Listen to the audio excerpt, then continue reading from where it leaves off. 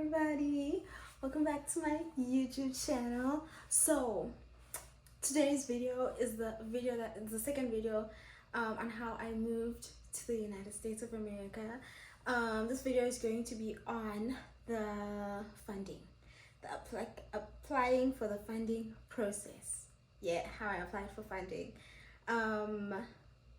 So I do have my notes here on my lap, so every time I look down, just know that I'm looking down on things that I know I wrote down so that I could remember everything that I wanted to talk to you guys about. This part of the application process was the hardest part of it all, because imagine, like, you have done your research, you found the school, you applied, you got admission, you qualified, you've written your test, admission test, GREs and all of that, and then you have a school but you have no funding. The hardest thing that I've ever had to go through. Like, this is another personal tip that I'd give you. If you're going to start this journey, you better be a person who is persistent, because there will be so many challenges. It's going to be one thing after the other, after the other, after the other, and you need to be able to keep going and keep reminding yourself of why you're doing this and how badly you really want to do this. Okay, so yeah, this was the hardest step, but I hope that these tips are going to be helpful for all of you. So the first thing that I want to just tell you is that different schools are different. So in terms of how they handle funding and how they roll out funding, so some schools will offer you 50% funding, some of them will offer you 75% or 80% or 90% or whatever the case may be of full funding, right?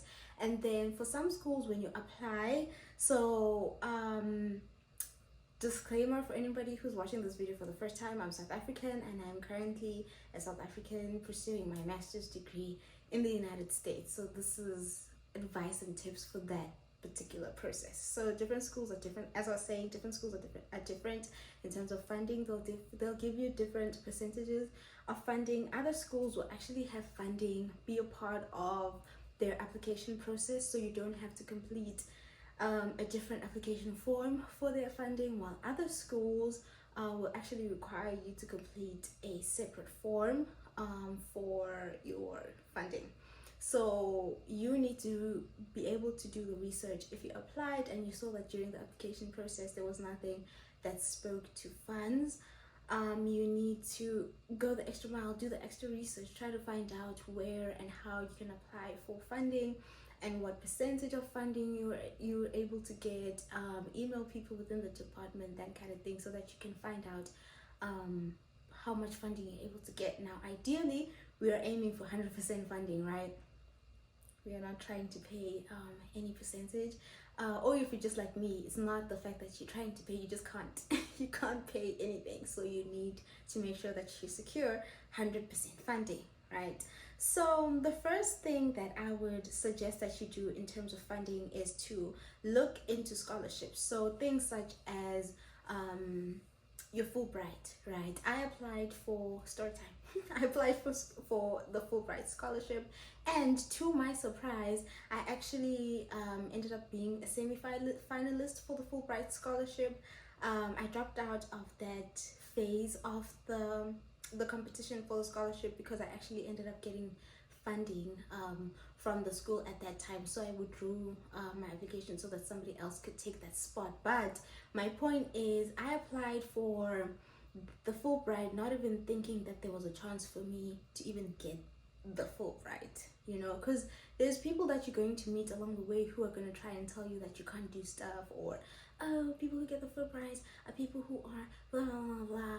I applied for the Fulbright and I submitted my application like at the very last minute, and I was nervous, and I thought to myself, at this point in your like how when you're applying for imsebenzi and you just throwing things in, I was just thinking, oh, at this point here with the Fulbright, and I don't even think that I'm even going to even get contacted. But did I not get contacted, and did I not make it to that stage? Who knows, maybe something happened and I told you Fulbright if I ended up not withdrawing because I got another scholarship. So you need to look for scholarships, and you need to apply for as many scholarships as you possibly can. Everything that you qualify for, you should submit an application for. That's the first form of funding that I would advise that you pursue. The second form would be looking into your field of study. So I am a pol sci major. I'm in the arts and sciences department. So what I did when I was applying, I reached out to a lot of I have worked while I was in South Africa. I was working within civil society a lot. That's my work experience before I came here in the US. So when I applied and I was looking for funding, those are the kinds of companies that I reached out to. I reached out to civil society companies, pol sci companies, people that I knew prioritize or at least were interested in the field that I was studying. So if you're somebody who's going to be studying, I don't know, accounting, and you want to go and study abroad, right, you would typically reach out to your Ernest and Youngs, right? Those are the people that you're going to reach out to in order for you to see if they're able to give you some form or some percentage of funding or even full funding at some point, right?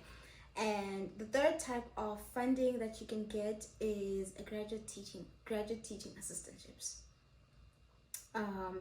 which is when you basically are going to get a full so it differs. So let me not say it's full. Sometimes you're able to get full funding where they pay for your full tuition, and then you're going to be a graduate teaching assistant, and you're basically going to work within the school, and you're going to earn a monthly amount, a monthly stipend that they're going to pay you from the work that you do in the school. So that monthly stipend is obviously the money that you're going to be using to pay your rent, to buy your food, etc., right? And then they will pay 100% of your tuition. Other times it won't be 100%, maybe it will be 90%, or maybe it will be 20%. And then the other form of funding that you're able to get is graduate research assistantships, which basically operate the same as graduate teaching assistantships, except for the kind of work that you do. I think, as far as my knowledge goes, graduate research assistantships are more focused on research. So your work that you would be doing in the school would be contributing to some form of research or grant that has been given to the professor, the lecturer, or the person whose graduate research assistant you are, right? So the graduate teaching assistantships would be more, you teach the class or lead lectures when the professor is not around, so you should be able to step in and take over and teach those specific lessons. So that would be the work that you'd be doing in order for you to earn your monthly stipend. And then the fourth and final form of funding is actually a form of funding that most people don't know about.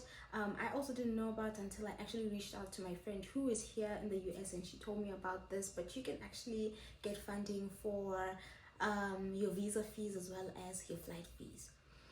Yeah, guys, moving to the States is so expensive.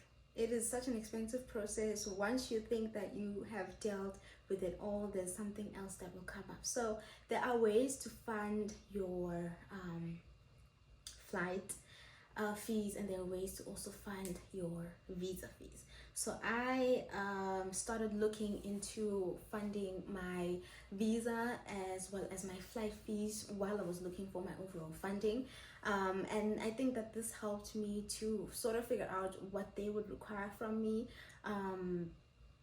in order for me to get my flight and my visa fees funded. Because a visa is something that you'd go for a visa interview, and it might you might be granted your visa, or you might not be granted your visa, and you have to pay for all the documentation that you have to get for all of these things. And child, you are paying in dollars. It's expensive. It's the most expensive thing. So I think it's helpful to try, and also during the time that you are not even try, you should do it during the time that you are looking for your tuition funding and your daily funding, your daily fees funding. You should also reach out to people or organizations who would be able to fund you for your visa, or who would be able to fund you for your fees, your visa fees and your flight fees. That's what I want to say. Able to also give you a settlement amount. I was able to also get a settlement amount, which was basically an amount that I could use once I got here to the United States for the first month, because I wasn't going to get paid for the first month that I was here. So I needed to survive, and for that first month before I got my first payment from the school, I don't remember the amount that I was given, but it was enough money for me to be able to pay for food and pay my semester fees and to buy school books and prepare basically for the semester so that I would be able to survive for that first month while settling here in America. So you need to also look into that. Yeah, while you are looking for your funding. And that is all that I have for this video. If you have any questions, like I always say, you need to just put them down in the comments, and if it's a short question that I can quickly answer in the comments, I'm going to answer that comment quickly in the comments by just texting you back. But if it is something that will require me to make a video about it, I will make a video on it so that I can explain it in more detail for you guys. I hope that you enjoyed this video, and I hope that this video was clear. And let me know if you have any questions. I'll see you in the next video, guys. Goodbye.